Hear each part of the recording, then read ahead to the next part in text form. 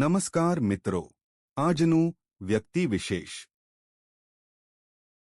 Welcome to our YouTube channel education with Dave sir. જલ્દીથી વિડીયોને like કરો, શેર કરો અને સબસ્ક્રાઇબ કરો. નમસ્કાર. ચાલો આજે વાત કરીએ ભારતના ઇતિહાસના એક એવા હીરોની જેમના કામનો વ્યાપ તો ઘણો મોટો હતો, પણ જેમની કહાણી કદાચ એટલી જાણીતી નથી જેટલી હોવી જોઈએ. ચાલો શરૂઆત જ કરીએ એમના સૌથી ખાસ નામથી, મૂક સેવક. મતલબ કે ચૂપચાપ કોઈ પણ જાતના દેખાડા વગર સેવા કરનાર. આ બે શબ્દોમાં જાણે એમના આખા જીવનનો સાર આવી જાય છે. તો સવાલ એ જ છે કે આખરે કોણ હતા રવિશંકર મહારાજ, જેમને આવું મૂક સેવક જેવું મોટું બિરુદ મળ્યું? ચાલો આજે આપણે એમને જરા નજીકથી ઓળખીએ. તો ચાલો એમનો પરિચય કેળવીએ. એ માણસ જે મૂક સેવક તરીકે ઓળખાયા. એમનો જન્મ થયો હતો 25 ફેબ્રુઆરી 1884ના રોજ ખેડા જિલ્લાના રઢુ ગામમાં. અને સૌથી અદ્ભુત વાત તો એ છે કે એ પૂરા 100 વર્ષ જીવ્યા. 1984માં એમનું અવસાન થયું. વિચાર તો કરો, આખી એક સદી, અને એ પણ ફક્ત ને ફક્ત સેવામાં સમર્પિત. કહેવાય છે ને કે મોટાભાગના મહાન લોકોના ગુણ એમના બાળપણમાં જ દેખાઈ જાય છે, અને રવિશંકર મહારાજ સાથે પણ બસ એવું જ હતું. એમની હિંમતની તો શું વાત કરવી. વિચાર તો કરો, નાનપણમાં ભૂત જોવા માટે છેક મધરાતે સ્મશાનમાં પહોંચી જાય, કે પછી લડતા ઝઘડતા બે આખલાને ખાલી એક લાકડીથી છૂટા પાડી દે. અને એટલું જ નહીં, બારવટિયાઓને શોધવા માટે એકલા જંગલમાં પણ ભટકી આવે. એમના માટે તો જાણે ડર જેવી કોઈ વસ્તુ જ નહોતી. એમનું ભણતર એટલે કે સ્કૂલનું ભણતર બહુ ઓછું હતું. માંડ 7 ચોપડી ભણ્યા હશે, પણ એમનામાં જે ન્યાય અને સેવાની ભાવના હતી ને, એ તો જન્મથી જ હતી. એ જાણે એક નાનકડું બીજ હતું જે ધીમે ધીમે મોટું થઈને એક વિશાળ વડનું ઝાડ બની ગયું. હવે આ જ બાળપણની હિંમત અને સેવાની ભાવનાએ એમને યુવાનીમાં એક અલગ જ રસ્તો બતાવ્યો.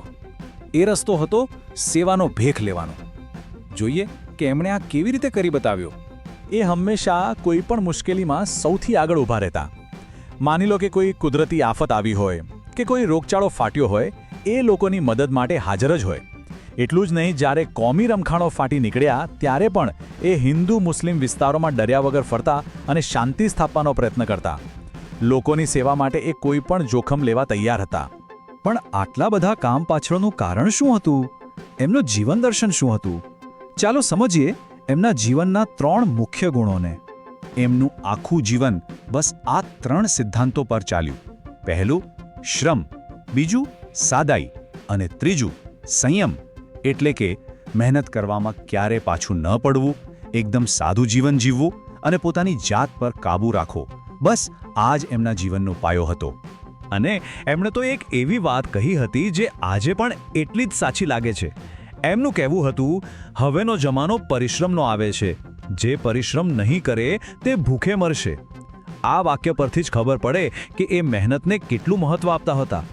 તો ચાલો હવે આગળ વધીએ અને જોઈએ કે આ સેવાભાવી જીવનનો વારસો કેવો અમર બની ગયો. એમના કામની નોંધ લેવાઈ અને બહુ મોટા પાયે લેવાઈ. ખબર છે, 1960માં જ્યારે ગુજરાત એક અલગ રાજ્ય બન્યું, ત્યારે એના ઉદ્ઘાટન માટે કોને બોલાવવામાં આવ્યા હતા? કોઈ મોટા નેતાને નહીં, કોઈ મોટી સેલિબ્રિટીને નહીં, પણ આ સાદગીની મૂર્તિ રવિશંકર મહારાજને. આ એક જ વાત બતાવે છે કે સમાજમાં એમનું સ્થાન કેટલું ઊંચું હતું. અને કદાચ એમના માટે સૌથી મોટું સન્માન તો ખુદ મહાત્મા ગાંધીના શબ્દોમાં હતું. ગાંધીજીએ એકવાર કહ્યું હતું કે જો એમને કોઈની સાથે પોતાનું શરીર અદલાબદલ કરવાની તક મળે તો એ રવિશંકર મહારાજ સાથે કરે. આનાથી મોટો કોઈ કોમ્પ્લિમેન્ટ હોઈ શકે ખરો? અને એ વાત તો ભૂલવી જ ન જોઈએ કે સેવા અને સાદગી ભર્યું આ અદ્ભુત જીવન 1-2 વર્ષ નહીં, પણ પૂરા 100 વર્ષ સુધી ચાલ્યું. 1984માં 100 વર્ષની ઉંમરે એમનું નિધન થયું. તો સવાલ એ થાય છે કે રવિશંકર મહારાજના જીવનમાંથી આપણે શું શીખવાનું છે? આજની આ દોડધામવાળી અને દેખાડાની દુનિયામાં એમના જેવા મૂક સેવકોની જગ્યા ક્યાં છે? કદાચ એમના શાંત પણ મક્કમ કાર્યોમાંથી મળતી પ્રેરણાની આજે આપણને સૌથી વધારે જરૂર છે.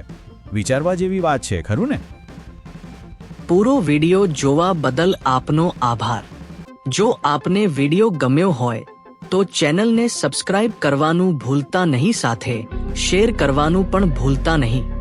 જો કોઈ વ્યક્તિ વિશેષ વિશે તમે જાણતા હોય તો જરૂર કોમેન્ટ કરજો, જેથી તેની માહિતી આપણી ફેમિલીને મળતી રહે. જો કોઈ મંતવ્ય હોય તો જરૂર જણાવવા વિનંતી. આભાર.